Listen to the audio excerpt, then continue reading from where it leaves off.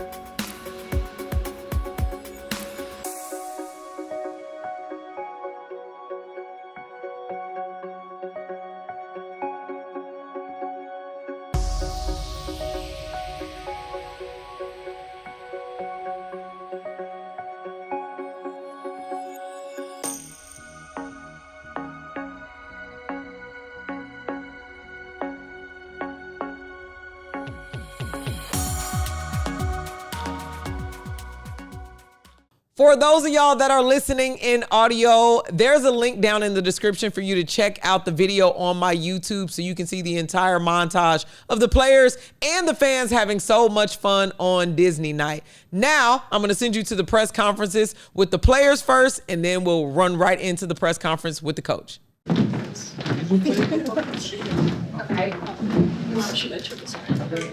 Thank you all for coming out. So we have Ally and Savy. If you have a question or a fan, go ahead. All right. Hi, I'm Skylar with Street Media. My question to Ally. The team had an early goal disallowed by VAR in the 39th minute. How did the group regroup mentally at halftime, especially when Trinity Rodman put Washington ahead in the second half?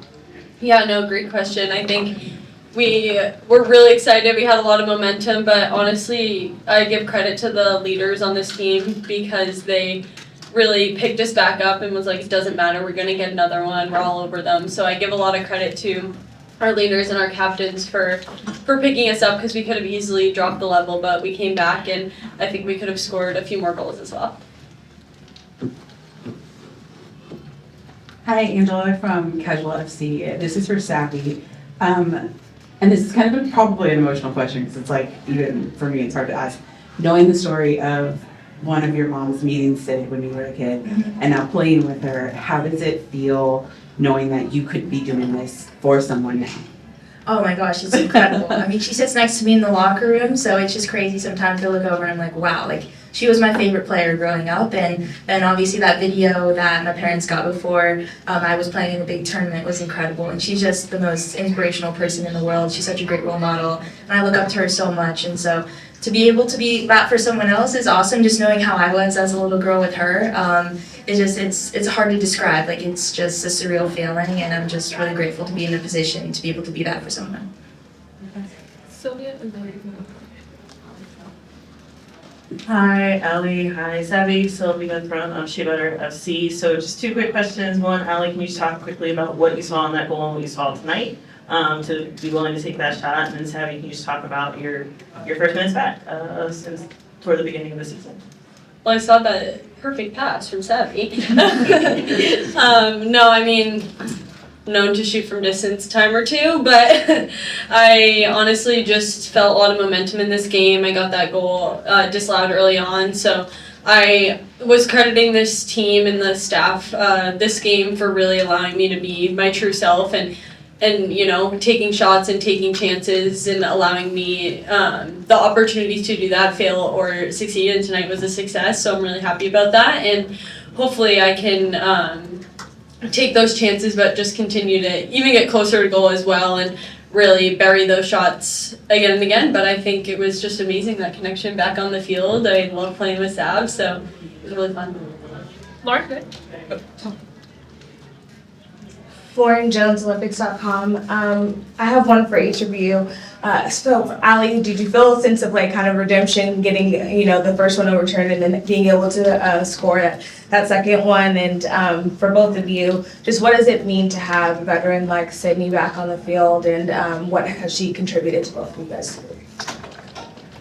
Yeah, I mean, it's great to have Sid back on the field. She is an absolutely incredible person and player, and it's just been incredible to watch her journey. We've been training a lot as we both made our way back onto the field, so she's been a huge part of my recovery as well, and so it's just awesome to see her back out there. She deserves every minute of it, and it's really cool to be a part of her comeback story as well, and just really excited to see everything that she does for this team in the future. She's a great leader, and she is going to do a lot for this team.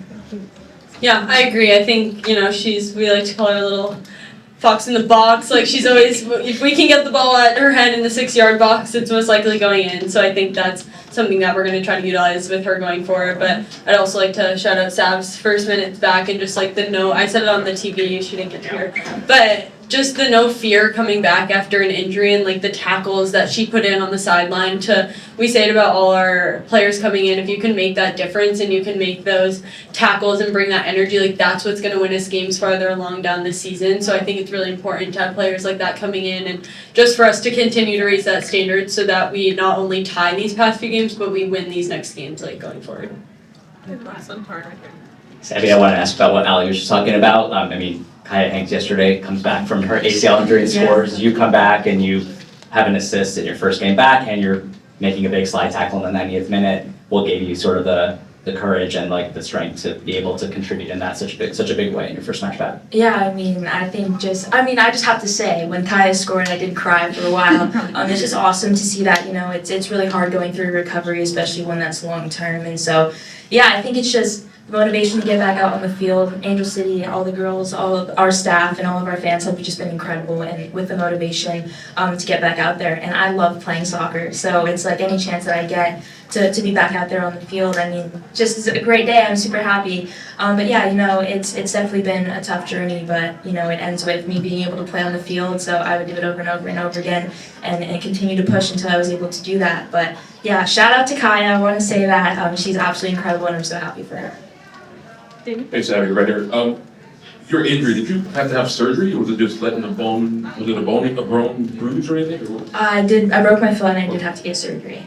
And as you're watching the game, how did you see the group sort of restart under Leif, and how did you sort of pick up what he wanted coming into this game tonight? Yeah, I mean, being able to watch from a different standpoint is really important. I feel like it gives me a different perspective and he kind of just fit into the team seamlessly. You know, he was our assistant coach for a little bit, so he kind of just was around to know like our style of play and the strengths of our players, and so I feel like it was kind of a easy fit for us, and yeah, it was really easy to kind of, you know, pick up on the tactics and know what he asks of us. He's very clear, and so it was really cool to be able to have a different perspective of it and being up in the stands and watching. So yeah, it's been great. Life is awesome. Last one for So facing one of the top 3 teams in the standings at least, and to be able to come back not just from the disallowed goal, but also to come back from the deficit and get a point out of that. How does that help? What can that do for you guys going forward? Yeah, I think it does a lot for us, but we're one of those teams that isn't satisfied with a tie. We can beat the top teams in the league. We have the talent, we have the quality, we have the belief and the work ethic. So I think I'm really, really proud of us for coming back today. And I think we could have gotten one at the end too. We were really close. So I think that we talk each week about the game in front of us. So next week is now Gotham, and I truly believe we can, you know, go out there and play a great game at home with the fans behind us. So I think it's going to be really fun to watch us grow each game this season. Thank you guys. We'll be right back with Leif.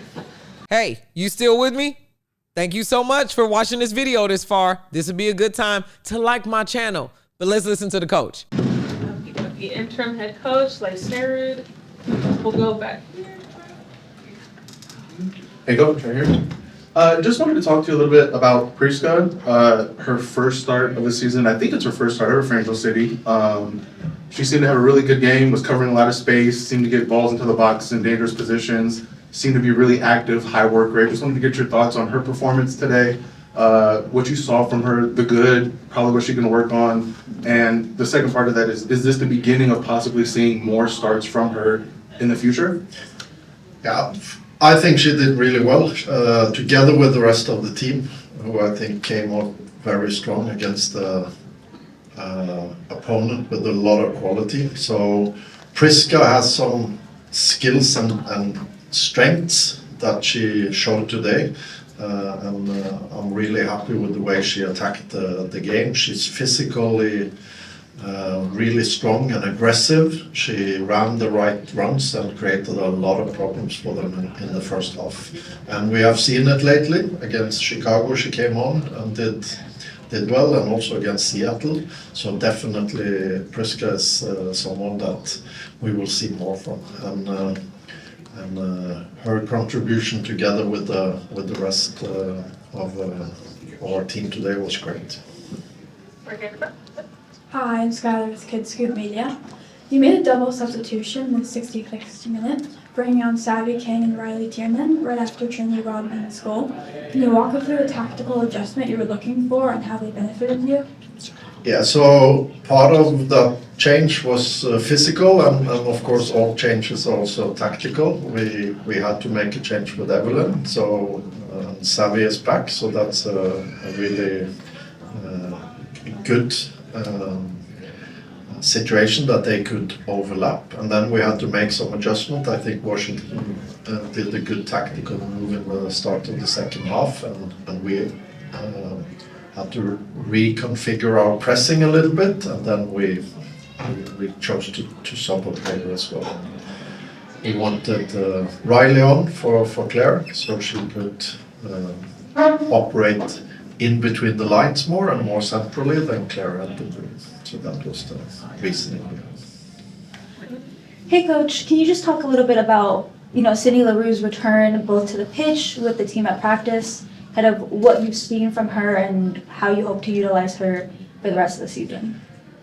Fantastic to have Sid back. She's been training with us for a few weeks and I thought it was the game to first game she was available, and it was a game where we could use her strength, which I see being in the box. She obviously has been out a long time, and when she now comes back, it's important that we also play to her strengths and have some patience. But she came on and we wanted her in the box, where I've seen in training also she can still score goals and do well. So really happy for her, and as I said, the team effort today, I understand that everyone is of course focused on individuals, but I think the team deserves a lot of credit. It was a really hard fought game, a good game of football and soccer, and I think we did it really well together as a team. I'm very happy for Sid.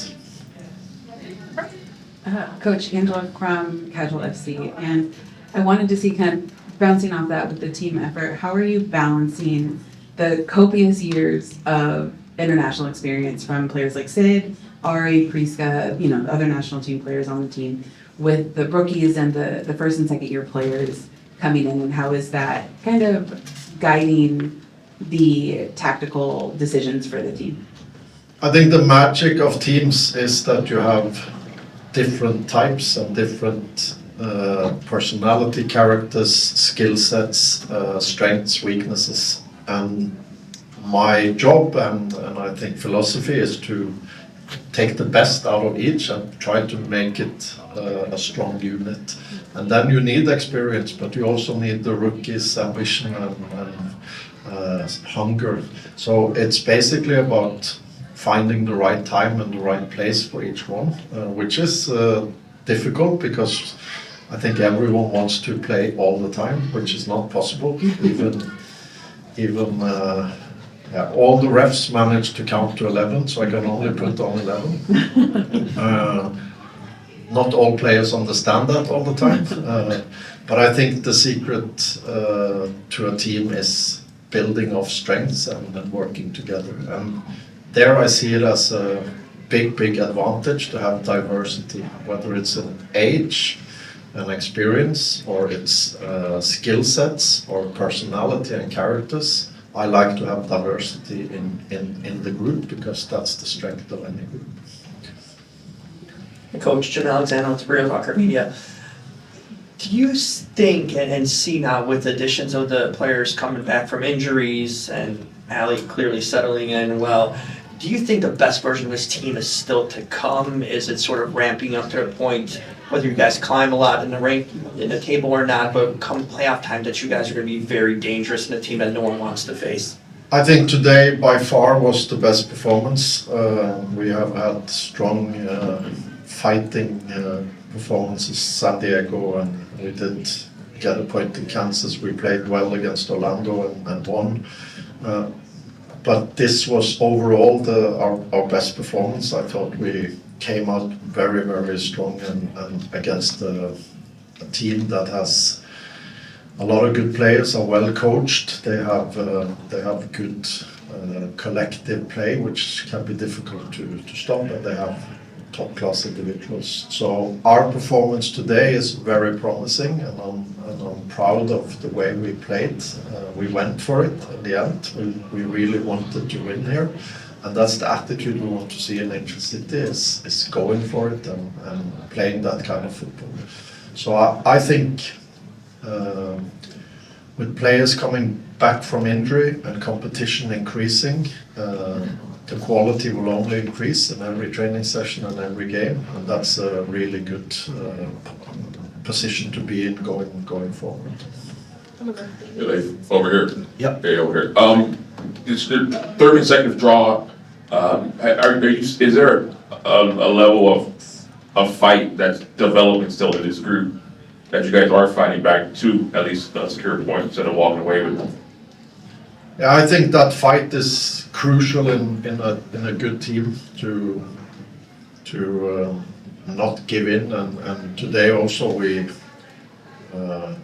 had against Seattle as well. We went for it. Today we really went for it, wanted it, and then of course you risk something. but that's the attitude we want. We want to chase and and go after it and win games. It's a good habit to not lose. I want to keep that, but we want to win. I don't know if I got all your question, but Yeah, I mean, we've seen this team sort of late in games, give up a goal that. Not in a while. Yeah, not in a while. Yeah, So- Is that a level of fight that's sort of still growing in the group? That's one of the things that I really have appreciated with the group, is that we have managed to put focus on the game management in the important phases, and the end obviously is important. We had a rough period before the break where we conceded, and that's really mentally demanding, and it's been vital for us to train that and to work on it, and also to break the story of that being what we do. We don't. We have managed to break that bad habit. How do you? I'm sorry. Still, how do you train? We compete. Wait for real. There is only, if you're asking. Is that your question?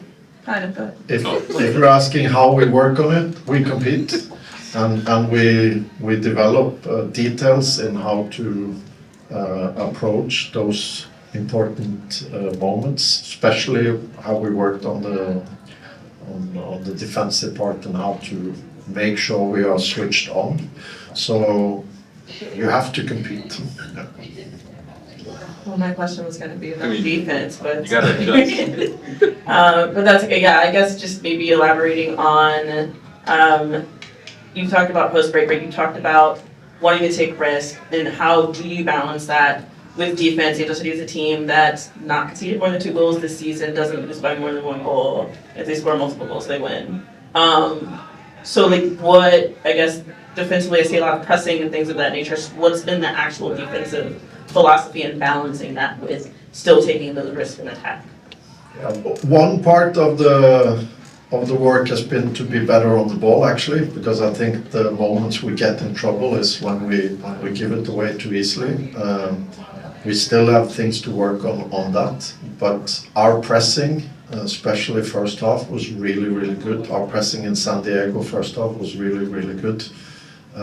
So we have worked on how to do that. I'm not going to give you the tactics of it, but one of the ideas is to give the opponents something they maybe haven't seen. So we managed to do that a few times. And then we have also worked on it's easy to defend when everyone is in position. Like when everything is organized, a lot of teams work on that. But to work on what are the priorities when not everything is as it should be, when someone is gone, they have been on a run they shouldn't be on, or missed a tackle. What do we do then? So a lot of focus on that part. Thank you. Last one right here. Hi, Coach. I know you said you want to focus on the team, but I do want to ask you about Ally. There was such a big roar from the crowd when she appeared to have scored, which could deflate a lot of players. But even before the goal, she had several shots that forced MacGyver to make saves. What did you see from her in terms of resilience leading up to the goal? First of all, I was so happy for her because she's been working very, very hard all the time, and I know there's been some criticism of her, and I think the way she's been focused on improving and working on what she can control has impressed me. And her ability to make decisions on the passes she chooses when she operates between the line is top class, and now she also does a really good job in knowing when to shoot and when to pass. And today she hammered it. She should have had the second goal, I think, but the way she can shoot like very few players, and you saw it today. So she just have to keep working, and now she can relax a bit more. She's had her first goal, and I'm 100% sure there will come plenty more. Thank you so much. Thank you. Home team, thank you so much for tuning in to this episode of The Post Up. I go by the name of DJ Trice, and I encourage you to follow me on social media at DJ Trice. That's at DJ TRICEY.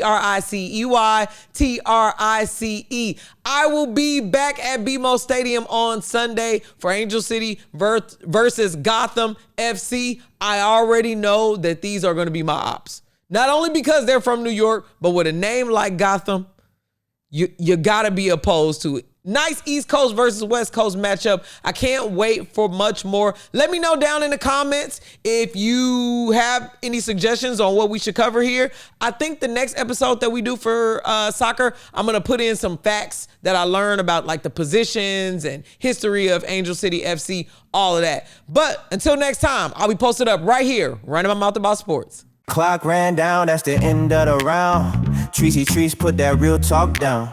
From hot takes to the final routine, that's the post up with Trice. Yeah, she ran her mouth, but the game came first. Breaking down plays like a post-game verse. In a league full of voices trying to drown out the scene, she stayed 10 toes with her take on the screen. Some throw shade when the truth get loud, but the love stays strong and the crowd stayed down. Yeah, can't look away, you gotta hear what she say. She'll be back with another play, and when the whistle blow and the lights go dim, you know she'll be back talking sports again. She posted up, ran the play. Now the court clears out the scene, but when the game's heat up a frame, she posted up. Pull back up for the post up with DJ Trice. Pull back up for the post up with DJ Trice.